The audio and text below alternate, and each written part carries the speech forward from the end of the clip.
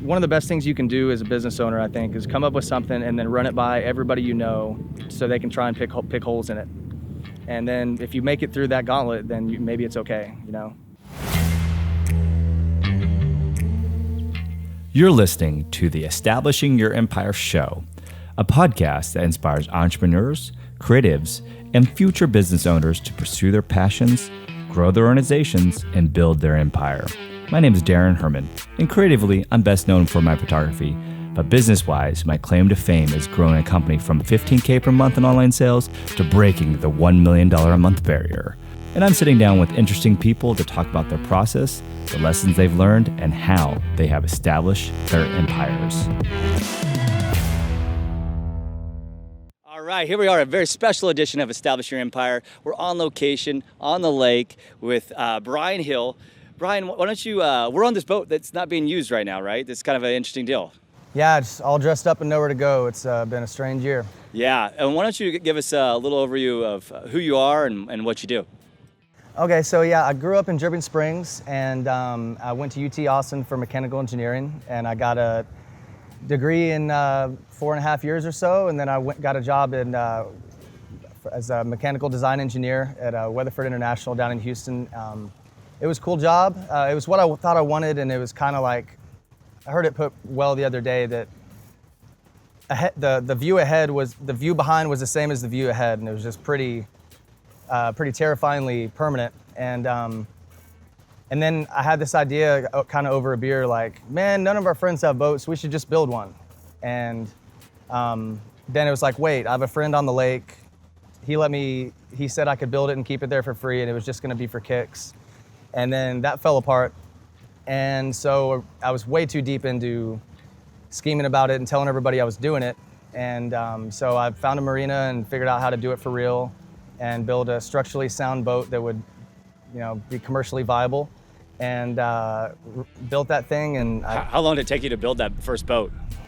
Well, it's kind of like, you know, the cost doubled every 2 weeks when I figured out what it was really supposed to be, what was really involved. And so basically it started out, once we decided to do it for real, I said, I'm having a 4th of July party on this boat that I haven't built. And that was kind of a hard deadline, you know. So we got it done, but it didn't have a motor. It didn't have, we put a railing on the day before. But it was one of the most fun. We do a party every 4th of July now. This will be this year will be the 11th annual, if we have it. Yeah, that's right. Yeah, I mean, that's like almost like a month away or something. Yeah. It's 2 months away. So, so what made you, did you still have your day job when you started building the boat?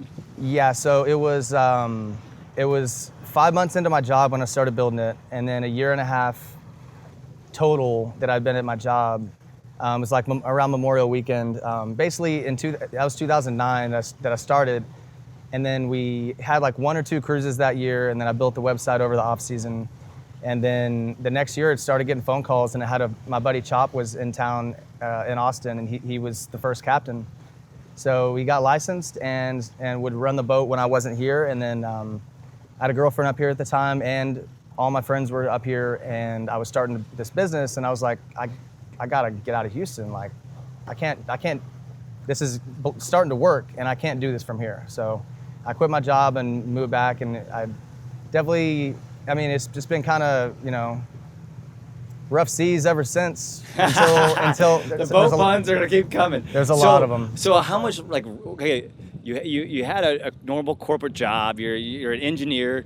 I mean, that's what you're supposed to be doing. How much revenue did you have before you like quit that job to do this full time? Not enough would be the short answer, but I mean, less than half a season, but I just saw the momentum, you know, building up, and you know, we're like, before I quit, we already had some weekends that were booked up, a month and a half out. So it's like, man, this is, you know, sounds way better, and I think I can make a go at this. It was kind of like, I don't know, I just had every reason to move back to Austin, and it just wasn't enough. It was definitely reckless. It was kind of like jumping off a cliff without a parachute and, like, you know, making your shirt into one on the way down or something. Sure, but why not, right?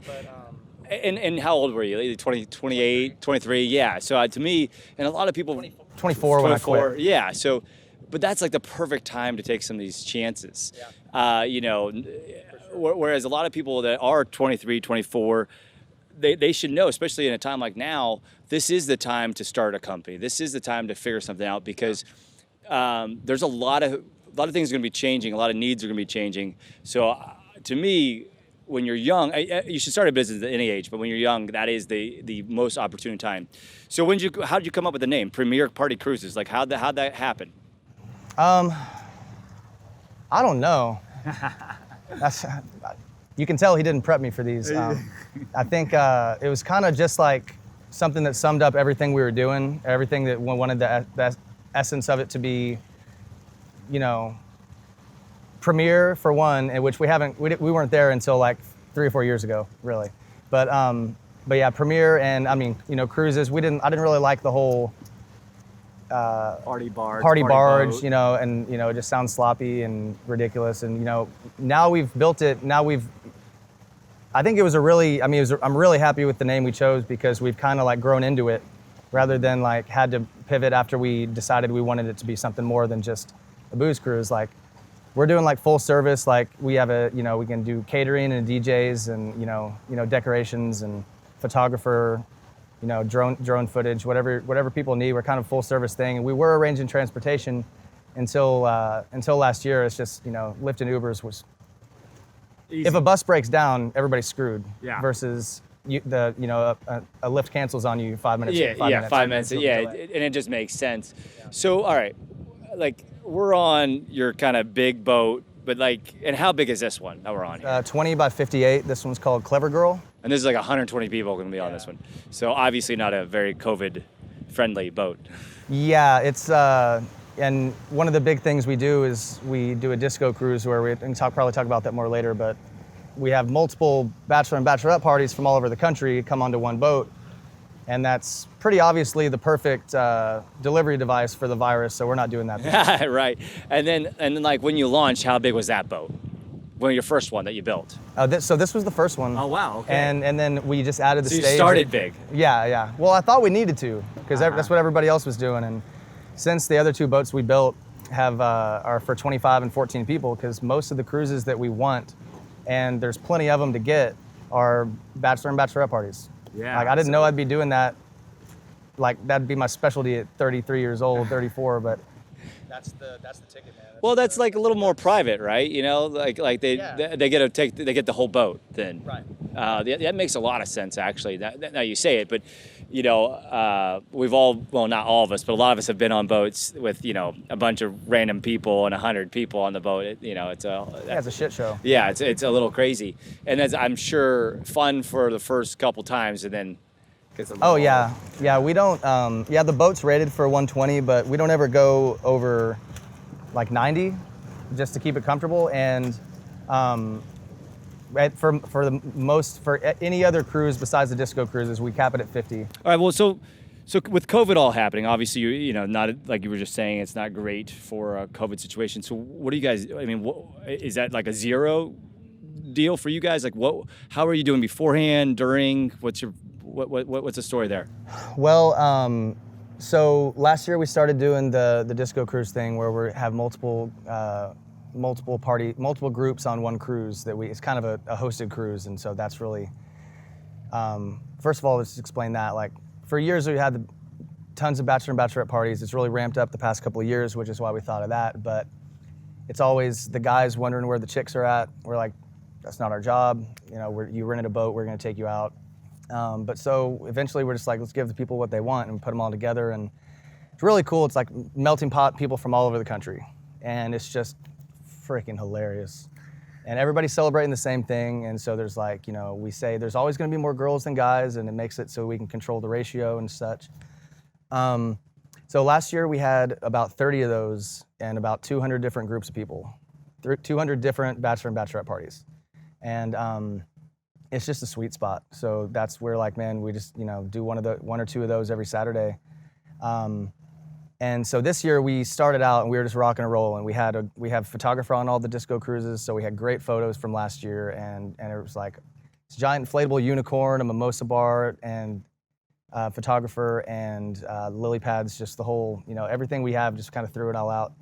And so people love it. And so this year we started doing, we're booking them up again, and we had 135 cruises booked by March 10th. Wow. And about 120 of them were disco cruises. And we were just on pace for 650, 700 parties this year. And we made it through the drought, through the floods, through just the drunkest people, just bullshit and bullshit and bullshit. And only thing we didn't plan for was everybody canceling all at once. Right. In this pandemic. And so, we kind of like, oh, wow, okay, so instead of all these people happy calling us saying, hey, we'd love to come out, oh, that sounds awesome, we'll do it, take my money. It's like, when are we getting our refund? When can we reschedule for? Why can't we do a 50-person party? We're like, just no. Like, no, we can't do 50-person party. And just hold off. We're gonna get your money back and reschedule if you can. If not, we'll get your money back.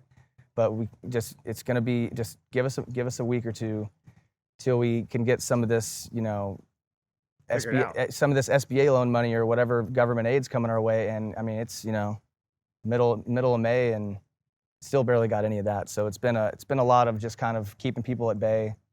Everybody's very understanding, but it's just a bummer. We had so much momentum. Yeah, so all that momentum. So okay, now that it is COVID, like, what's the game plan? Like, what are you gonna do? Like, it's here, it's been here, it's not going away anytime soon. So I'm not a scientist, but I gotta give it my best shot at analyzing whatever data I can pull apart from the politics of it and say, okay, well, we have the outdoors aspect going for us. We're still, for the record, like not gonna put in our passengers or our crew or risk too much to keep this thing to make a couple $1,000 this year. There's just a lot of pressure to do like these big parties, and I'm just like, no, man. Like, we're gonna keep it 10, 15 people max. Like, on the big boat, the smaller boat that holds 25, maybe 10 people. When you first launched, like you got your boat up and going. Did you do it here in Austin? Did you do it in Houston? Like, and how did you first book these? How did that happen? Was it organic, or did you have a marketing plan? Like, how did you start? Well, I mean, I was 23. I didn't really know what I was doing.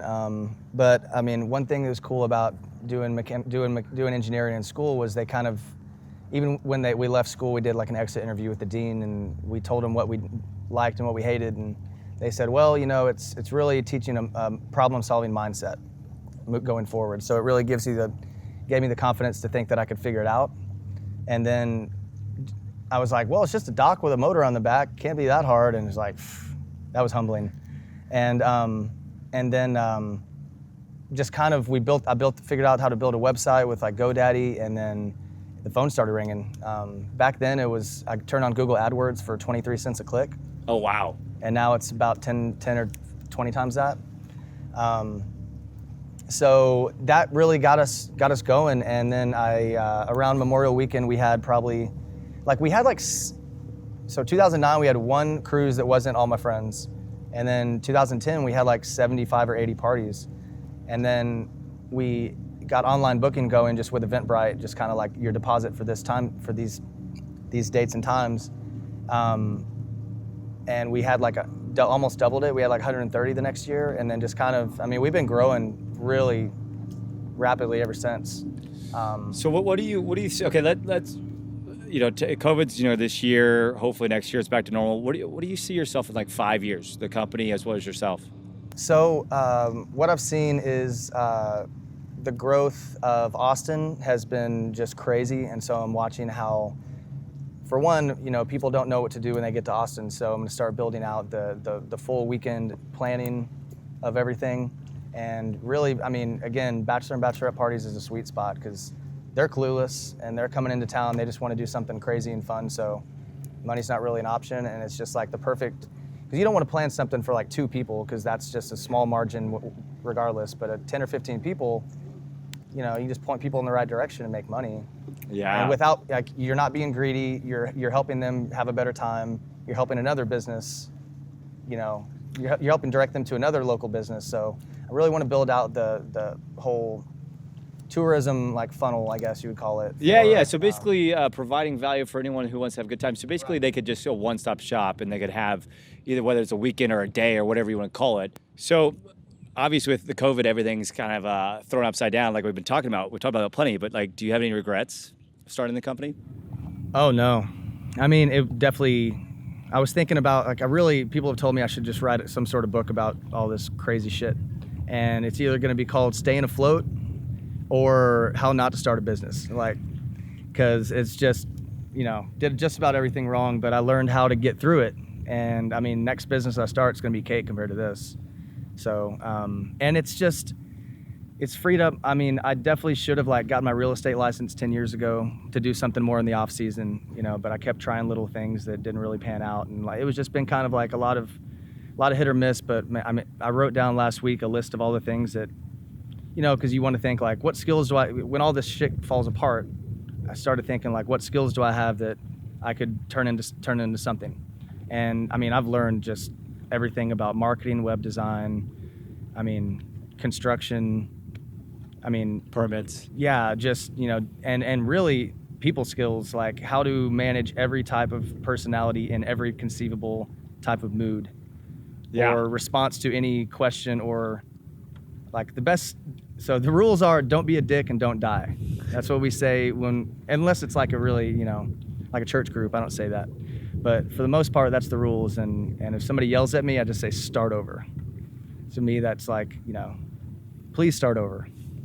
Try that again. That's not okay. So it's like a lot of, and usually, I mean, the whole thing is, I can't remember what the question was, but as far as managing people, that's probably been the biggest thing I've learned I'm a master at that now.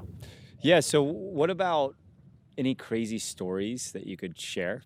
I mean, there's a lot, well, when we first started out, we had, the boat did not look great, and we were in this marina that when the water dropped, we no longer had a dock. So we were just tying up to stumps and rocks on the side of the shore until the water came back up. It's like, and it was working great. The business was working. And then all of a sudden the lake dries up for the first time in like 5,000 years, like in 50 years.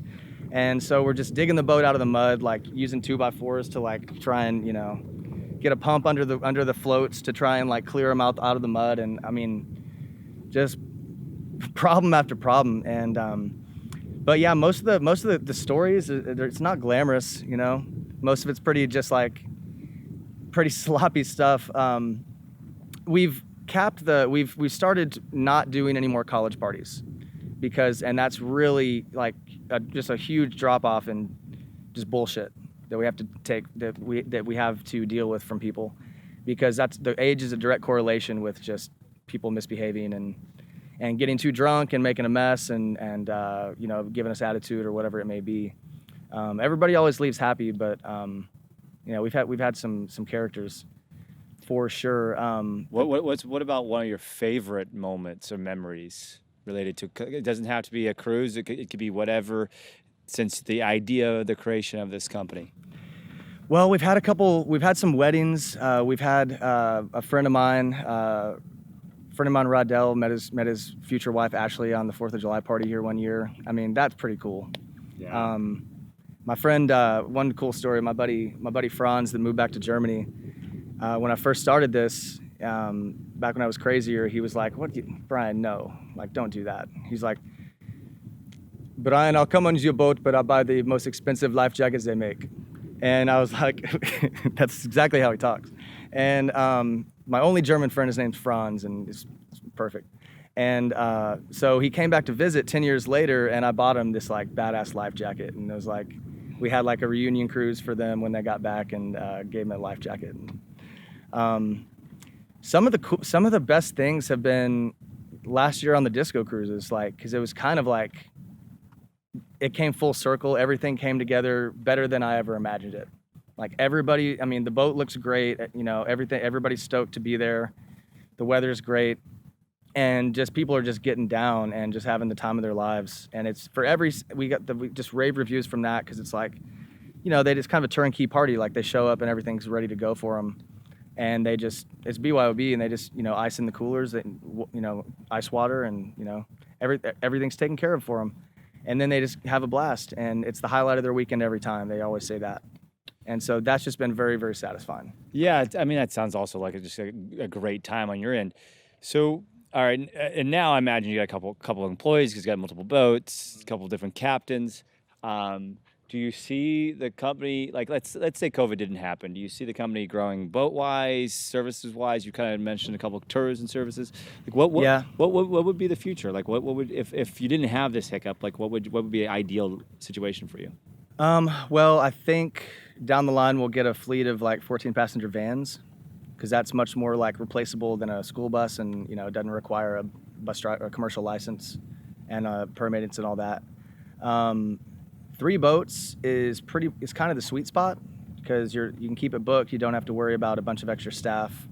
And really, if we can do a disco cruise every Saturday, like that was half of our groups last year were on those 30 disco cruises.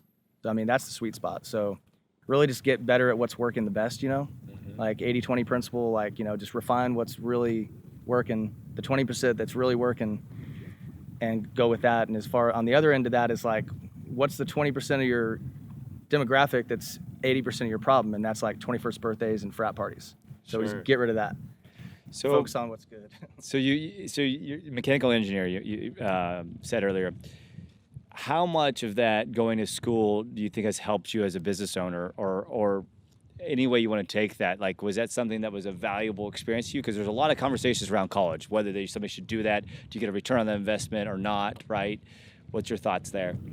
Well, I think for a lot of people, and for the most part, going to college is going to be there's going to be like 70 or 80% of your classes that don't end up applying to you later.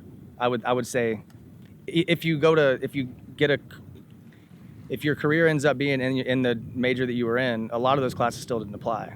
But engineering is one that I would say kind of gives you a good foundation for the rest of your life in so many ways, because I mean, you're learning science and math and physics and and mechanical is very broad, so that's why I went with that, and it just kind of gives you the foundation to think that to figure things out. And engineering was tough. It was really, it was very challenging, and so just getting through that was a kind of a rite of passage in itself.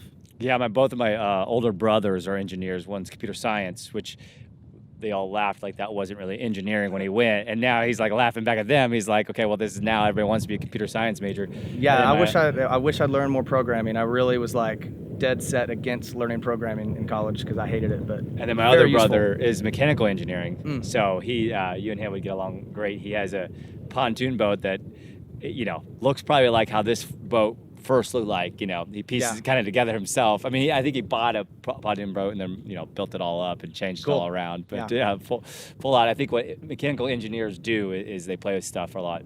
Yeah. So what does success look like for you, like in life? Well, what I'd really, as far kind of to expound on the 5 years from now, it'd be kind of we could rent out 5 or 6 pontoon boats every Saturday. And then I don't want to build any more boats for a while. It's like, because it's a lot of upfront costs versus just getting a pontoon boat and paying every month or something. That would be, success looks like kind of kicking ass with this. I mean, the disco cruise is something that I could see, if like I've been getting to where I just work Saturday cruises. That way I don't get too burnt out, and the guys that I have are fucking awesome. And they want all the work they can get. So if they work the rest of the cruises, and then I come and just manage all this extra craziness and help them get through that. We have all the group's tips, so the tips are great for those big parties. So just working 1 cruise a day or 1 cruise a weekend, or one day per week of cruises, and really just getting the tourism stuff going. Eventually, success would be like traveling around the world, setting up new boat tour locations. Yeah, that'd be a lot of fun. I mean, I heard about this guy, this British guy that went to Thailand and just kind of like hired these group of native islanders to help him build a boat, and then build like I don't know, small accommodations, small like single family accommodations that they lived in them until people showed up, and then they rented them out, and then they grew all the food that they cook. It's basically like island hopping, like you island hop on this boat they built. It's a badass outrigger party boat, like the outriggers go down, and you go stay there, and then they grow all the food that they cook for you on the island. And so this guy went and just like kind of enabled this whole island to have a way to make money, and then he just kind of takes people there. Yeah, that'd be a lot of fun. That's pretty amazing, amazing way to like leverage your wealth and your knowledge to just help out a whole group of people. And travel, yeah. So any mentors or friends or anybody that's kind of helped you along the way, along your journey? Well, that's tough. Yeah, totally. But a lot of it would be just like, my parents have been awesome. I finally convinced them this was the right idea. When I started out, they were like, "You just got your degree." Like, what? Like, no, please don't. And one cool thing is last year, my mom and her friend saw how busy I was, and were like, they found a spot on at Lake LBJ, and so I just finished building my mom a party boat, and it's called The Irony. I love it. Because they got it all it's all dressed up and nowhere to go on Lake LBJ now, which is a bummer, but it's there. And we built my mom a boat after she was very skeptical, rightfully skeptical, at the beginning, and so that's been pretty cool. I just have a lot of really smart friends that have kind of helped advise me through everything, and